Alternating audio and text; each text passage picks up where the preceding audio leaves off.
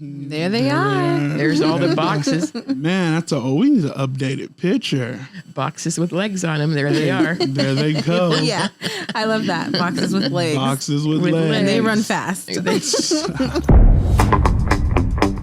Welcome to the Brain Lady Podcast with your host, Karen D. Wood, the resident brainiac. Get ready for a mind-expanding journey as we unravel the mysteries of the brain from Notes from the Couch. Join us as we delve into the complexities and wonders of this enigmatic supercomputer. Fasten your mental seatbelts and prepare to have your synapses fired up. Welcome to the captivating world of the Brain Lady Podcast.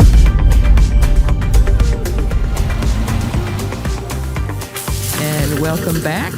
We are glad you're joining us as we keep growing, and we thank you all for all your comments and appreciation and support for the show. We are back today to talk about some interesting brain stuff. Yes, we are. I'm Karen D. Wood, your local brainiac. Yes. So named by the co-host Jermaine Jackson, and we have a very special guest with us today. Oh, she's so special. Oh, she's so special. Excited to be back for another episode. We got my wife with me. We got the one and only Karen Wood, the hippocampus talking brain specialist, amygdala laying down. Oh, laying down. All of it. All the brain. So today's going to be a good one because, like I said, my wife is here. Karen is here. I am here. I called you Karen. That's bizarre. It is. Wood is here. My wife is here. I am here. Let's jump into a note from the couch. What do we have today, Wood? And I invited his better half today because we're going to be doing more of a relationship-focused episode today. Last time we talked about the frontal lobe and helping kids access their frontal lobe when they're stuck in the basement of their brain. Right. So we kind of focused more on tips on being the frontal lobe for a kid. So today, we're going to focus more on how to do that in adult relationships. Because what we tend to do is when we're all higher up on that scale in relationships, we tend to say the stupidest things. Hey, sometimes. And so the note from the couch today is from a marital session where the couple was having a hard time. And finally, ding, the guy gets it. And he says, it's trouble asking the hijacked brain to evaluate itself.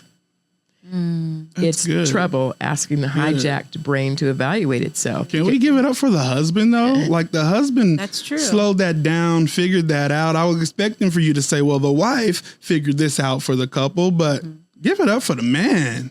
Except it had been a lot of sessions. Hey, can we give him the honor? Because what clicked for him, bravo to him, was that he was more of an analytical person. And when she got really distressed, he would go into let's chat, talk about what you're doing wrong and you're thinking. Right. Where A is not going to be. I know that so well. Yeah. No, she does. Because that is us, which probably could be a lot of couples. But for me, if there's a problem, let's talk about it right now. My wife is, I need a moment. I need some time. But I think that's been what's been so great for us is we know that about each other. And it's never about she always gets her way or always get my way. We just make space for each other at certain times. There are some times where she just bites the bullet and says, I'm going to talk right now, even though I don't like to, but I know it's what you need. And then there's some times where I bite the bullet and I say, I know you need time. So we're just not going to talk about it. And it's not like the keeping score of who goes next or is just, we just create the space for each other and we just fill it out in the moment. And there's times where I just give her time. And there's times where she says, you know what, we'll sit down and talk about it right now. But we've created that space for each other in the middle of disagreements. Although I will say, happy wife. We got to both be happy. Yes, of course. But what have you learned in your 11 years where you go stupid? Because we all go stupid when we get hijacked. Right. So what have you missed of your precious wife, of the very clear clue, verbally or bodily, that she's giving you that you have missed? Would you say? I think many times it's just missing the time that I need to shut up. And that is one of the things the hijacked brain does. It's Right. going to defend itself, right? Yeah.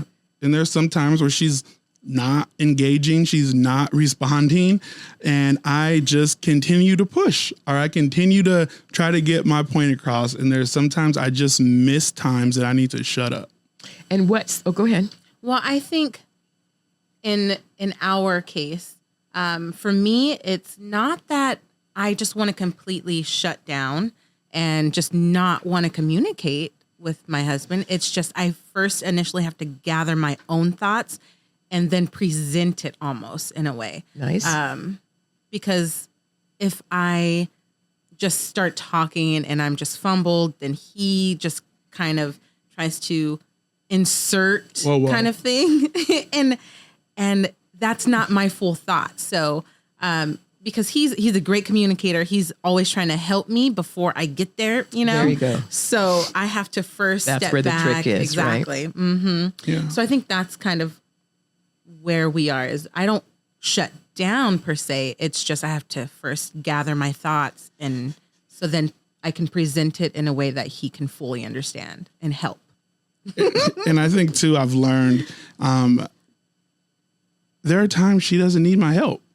I'm a helper, right? And like she said, I like to help, but there are some times she doesn't need my help. She's not looking for my help. She's not asking for my help. There are many times I just need to listen.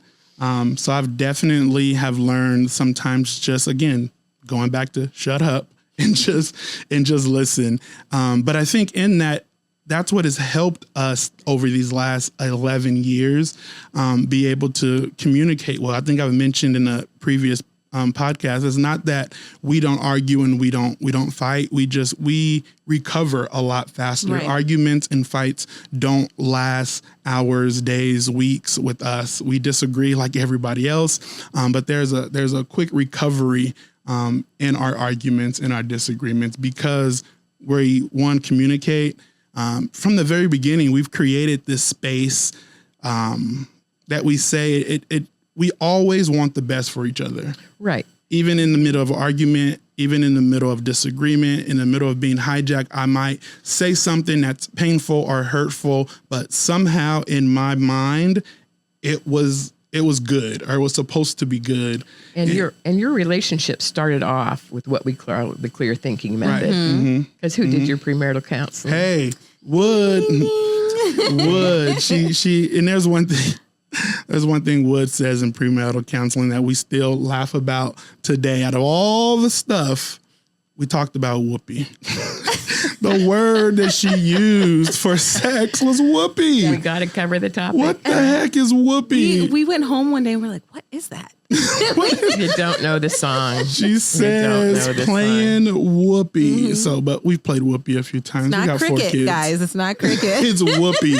But yes, Wood did our premarital counseling. And honestly, we just, Ashley and I came from just different backgrounds, and we knew that coming in. And even in our dating life, we argued about things that were big deal, like was a big deal to her, but didn't seem like it wasn't a big deal to me. I didn't understand it.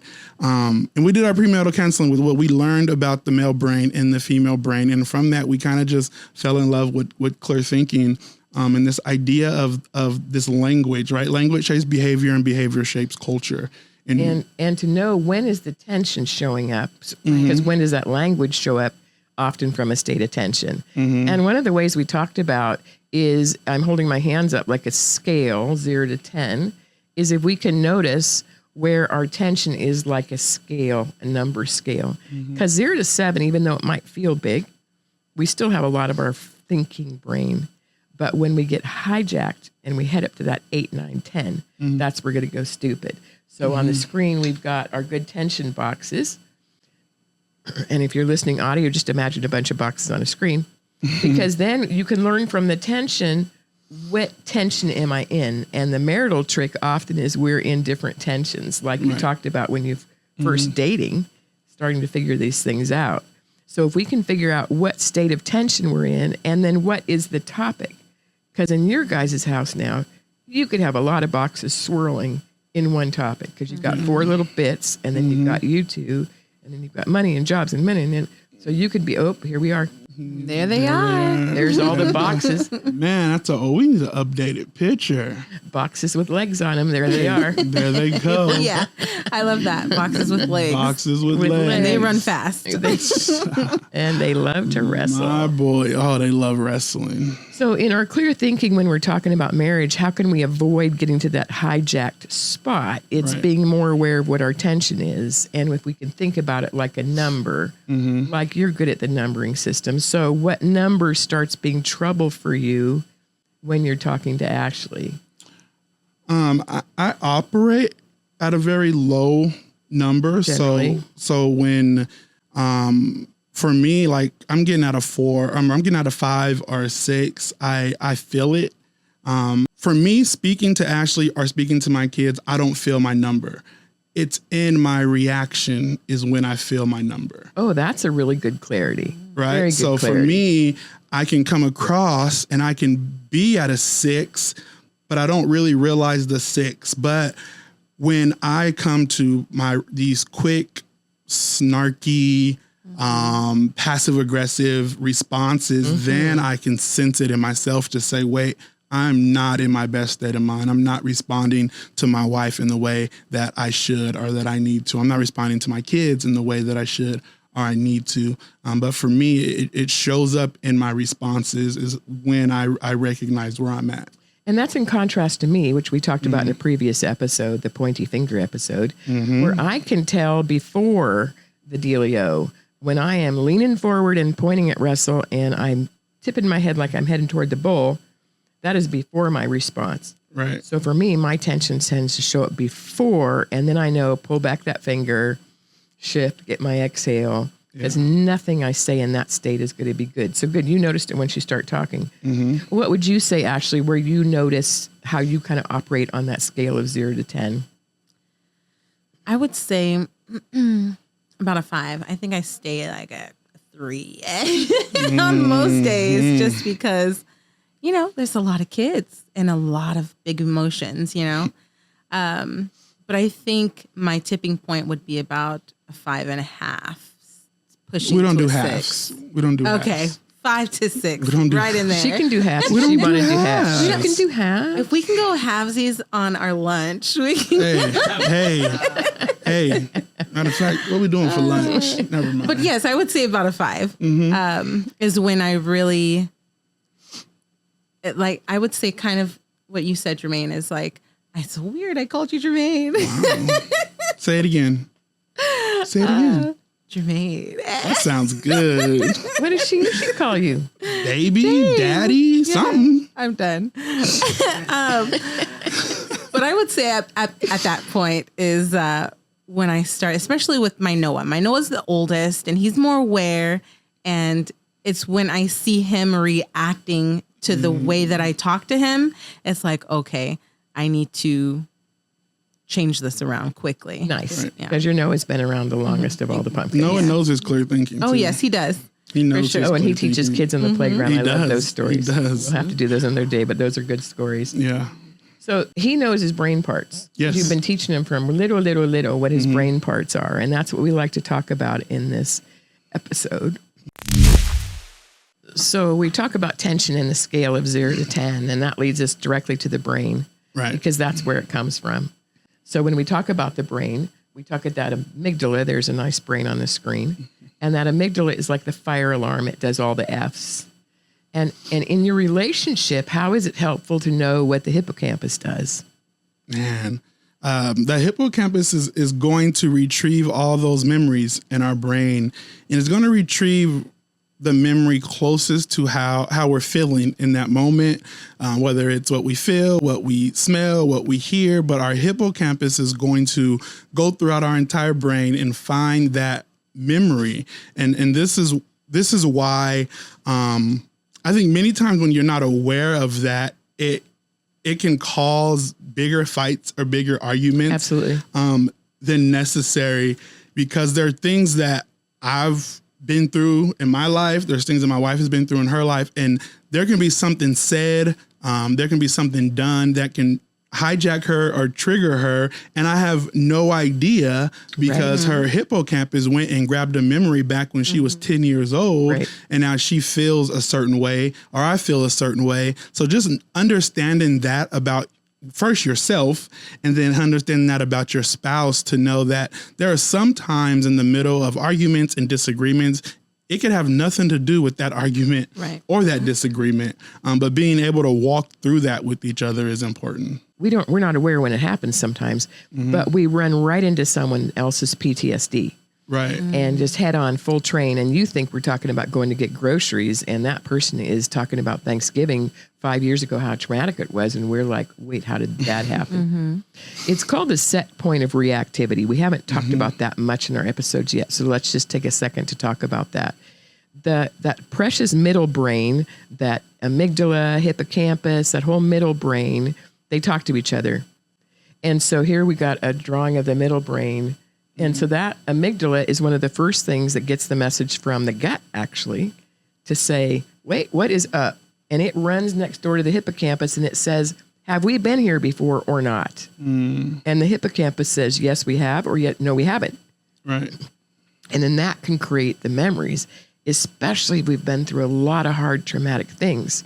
We might just be like me sitting at a stoplight, and all of a sudden I'm having a full-blown panic attack, going back to all the trauma of our kid being in so much trouble just because a sheriff car pulls up. Right. And you're looking at me thinking we're just at a stoplight. But my brain goes whoop, and my precious husband does not understand that at all. That makes absolutely no sense to him. Yeah. And so for you as a couple to be able to know what memory is jumping in here, great phrase to use there is my mind in the then back there, or am I now? Yeah. Is it then or now? Because then we can take a deep breath and say, hey, thank you, amygdala, hippocampus. I don't need the replay of all that. Because have you ever been in a marital situation where you want to say this time and this time and this time and this time? Then we can take a deep breath and say we don't need to do that to prove our point, right? Right. No, and then you mentioned groceries. I think that's one of the ones that I think. Did you catch the look? Because this was one of those ones where I didn't understand it in the beginning. But my wife. Should she tell it? Go there. My wife, not so much anymore, but she has this like urge to go to the grocery store like every day. This need to go to the grocery store every day. A compelling desire. And it used to drive me crazy because why are you going to the grocery store? We have plenty of things in this refrigerator and in this pantry to make multiple dinners. There's no need to go to the grocery store. But what I didn't realize is, because I had never had to live this in my life, is there are times in her household where there was nothing in the fridge. Or there was nothing in the pantry. Can she tell it? She can tell it. So yeah, yes, that is true. There were times where, there were a few years where in the beginning where I found myself literally going to the store every single day, and it became almost like a real argument of, why do I have to go to the store? Why do you need to leave to go to the store? I thought she was cheating or something. Sorry. Okay, 15 minutes. I'm joking. She was going to that grocery. She must really love that checkout, dude. My goodness. I'm sorry. But this guy. Recover. But yeah, so I definitely thought, I know, right? There it is. You cheating with the squirrel? So I would continuously go to the store, honestly, even multiple times a day, because, I needed to pick this up, or I needed this ingredient, or just something. I always found myself going to the store, and it became a real problem for us. I still don't know why. I'm just kidding. It is in our house too. Because Russell grew up in Africa where there were no stores. Wow. So they had to learn how to buy a lot of things, live out of barrels, all kinds of stuff. Side note, squirrel. people used to send them barrels of things, and they would actually send them used tea bags. Wow. Interesting. Why? Thinking that they could be used again by a missionary in Africa. That's weird. It's a lot of weird things in the missionary world. But anyway, okay, that's a squirrel. She's gone. So, and for me, I'm an in and out shopper, right? For Russell, the shopping is the relaxing part of his day. It's how he unwinds. And he could go a couple times a day. And now that he's retired, he does. And I just have to take a deep breath and say, it's meeting some other need, right?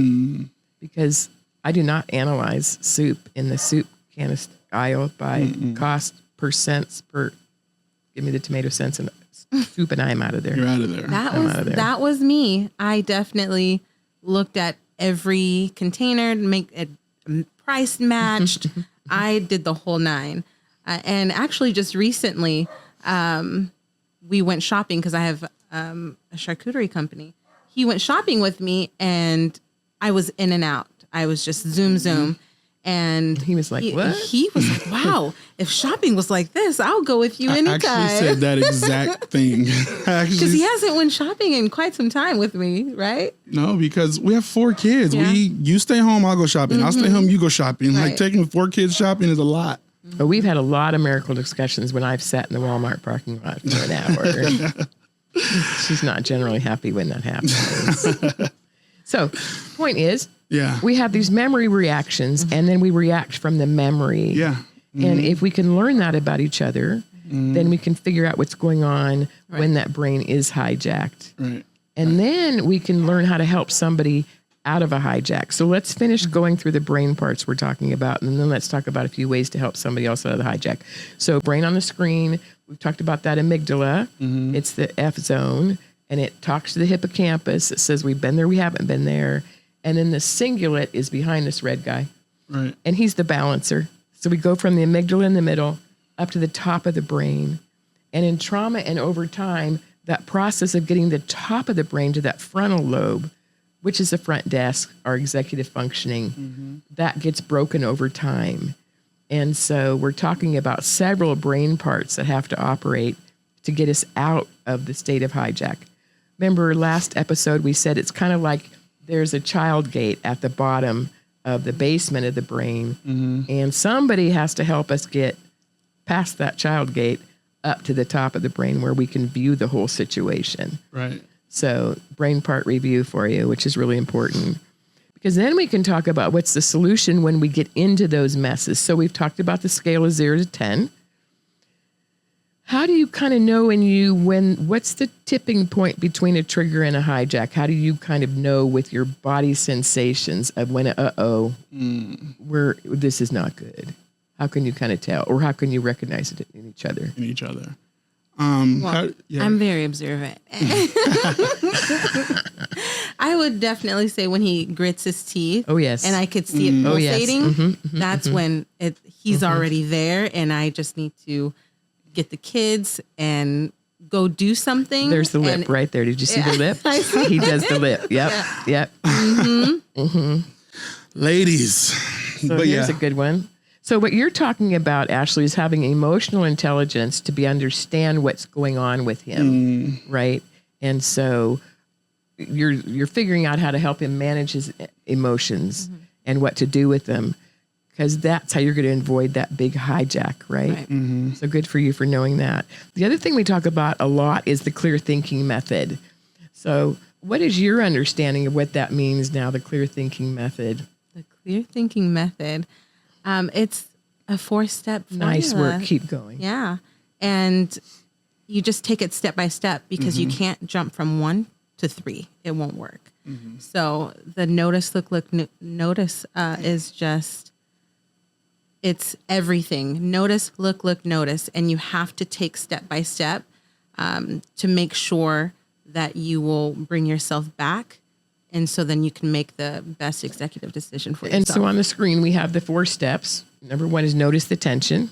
Well done. And look at yourself and the outcome of the picture without acceptance. Why is that picture part important? I love how our brains work, right? We think in pictures. We think in pictures faster than we do anything in the world. So we can access these pictures of what we look like in our best state of mind and what we look like in our worst state of mind. And we can do it in milliseconds. Nice work. So as we are learning the clear thinking method and we're learning this language, when you start to feel that tension or feel yourself getting anxious, that first step of just being able to notice that and then look at what is that outcome without acceptance. If I stay in this negative state of mind, what does that look like? And we all know what we look like upset. We all know what we look like angry, right? You know what you look like. And to be able to access that in a millisecond to say, is that the version of me that I want to show up? Nice work. Is that the version of me I want to walk into the house this evening? Is that the version I want to walk into work with? And if that's not the version of you that you want to show up, if that's not the best version of who you are, then we have to do something different. And the next step is the different. Look at yourself and the outcome of the picture with acceptance. Yeah. And acceptance does not mean you have to just buy whatever's going on. Right. It doesn't mean it's good, right, lovely, kind, or true.